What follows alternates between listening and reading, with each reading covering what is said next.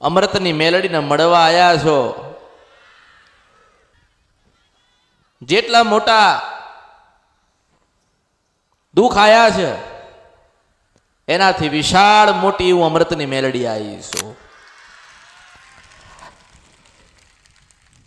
તમને મેલડીઓ પર વિશ્વાસ હશે ત્યારે આયા છો, ત્યારે બેસ્યા છો, સાંભળતા હશો. બસ તો ધીરજ રાખજો, થોડી ધીરજ રાખજો, પ્રતીક્ષા કરજો. જે કઈ તમારી માતાઓને કહેવાનું થતું હશે ગઈને સંભળાવું, નહીં તો મારું નામ મેલડી નહીં.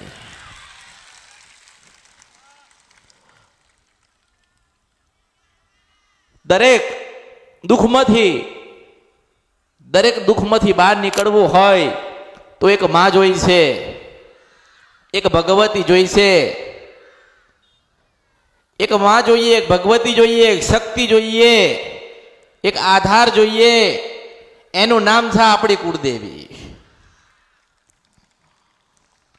વર્ષોથી દીવા કરીએ છે, દીવા કરો છો, દીવા કરતા હશો, પણ માં બોલતી, માં જવાબ દેતી, એટલે તો બહાર જવું પડ્યું ને, એટલે તો દાણા નખાવા પડ્યા ને, એટલે તો કોઈએ કીધું વાળવું પડશે તો વાયણ કરાયું ને. પણ આપણી માના પેટમાં કંઈક પડ્યું છે ને એ બોલતી નથી, એ જ ગોતી લાવવાનું કામ આ અમૃતની મેલડીનું સાંકળ યુગમાં. બસ વિશ્વાસ રાખો તો એક જ જગ્યાએ રાખજો કે આવશે, બનાવશે, સુખી કરશે, દુઃખમાંથી બહાર કાઢશે.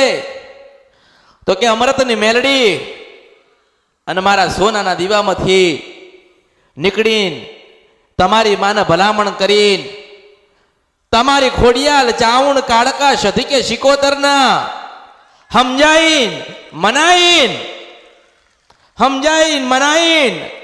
રાજી કરીને 32 બોલના જવાબ કરે એવી હજાઈ ના નીકળું તો મારા અવતારમાં ખોટ પડે. ઉષિત વંશપરા નદી ગંધરફિયા મેલડી છો.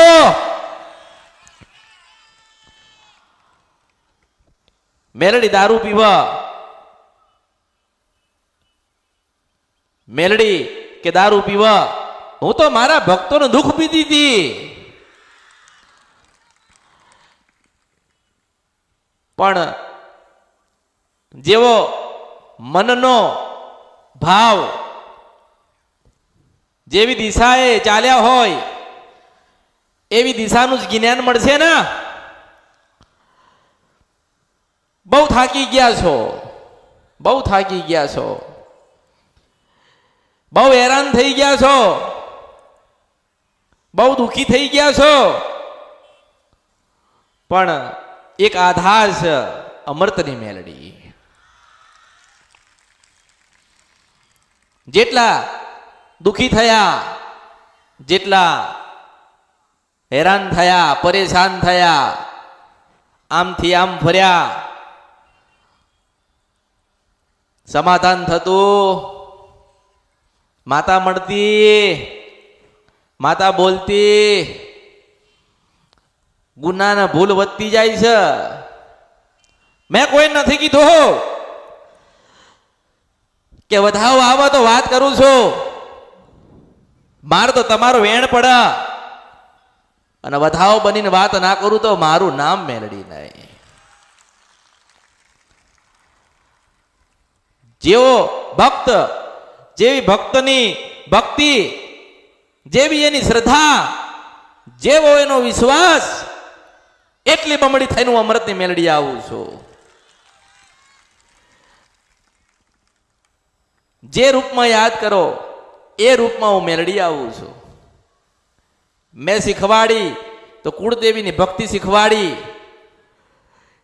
કાયમ કીધું છે, કાયમ કહું છું, કાયમ કહેતી રહીશ, કાયમ સાંભળજો કે તમારી કુળદેવી વગર તમારું દુઃખ કોઈ મટાડશે એવો વેમરા રાખશો ફલાણા જબરા છે, આપણને દુઃખમાંથી બહાર કાઢશે. એ જબરા છે ને એને ઓગાડીને પી જાય ને એવી ચોટીલાની ચાવણ બેઠી છે, મને ઓળખો ને તો ઓળખાય. આપણે ગુનાહ કર્યા છે, આપણા પૂર્વજોએ ગુનાહ કર્યા છે, તો આપણને દુઃખ આવે ને તો માફી તો આપણે માંગવાની ને, નાના તો આપણે બનવાનું ને. અને માં ભલે આજે તમે બધા દુઃખી છો અને દુઃખ હશે, પણ મેં એક માર્ગ બતાડ્યો કે કુળદેવીને રાજી કરજો, મંગળવારનો ઉપવાસ કરજો, સાંજે આરતી કરજો, સુખડીને શ્રીફળ ધરાવજો. સ્ત્રીઓને ખાસ કીધું છે કે મંગળવારના દિવસે તમારી કુળદેવી મારા કહેવા પ્રમાણે આઈને ઊભી રહી છે, એટલે સાડી પહેરીને એને 5 વખત ખોળો નાખજો. આજે હજારો માણસ મને મળવા આવતા હોય, હું 1 છું તમે 1000 છો, એવો ભાવ રાખો કે આજે માની પાએ ગયા છીએ, માની પાએ કોઈક 4 વાત સાંભળીને આવ્યા છીએ, તો ચાલો આજે નવો એકડો ઘૂટીએ, નવી શરૂઆત કરીએ, કુળદેવીને રાજી કરીએ. જે પૂર્વજો દીવા કરીને ગયા છે એ જ દીવા પકડી રાખીએ, અને એ જ દીવા પકડી રાખજો.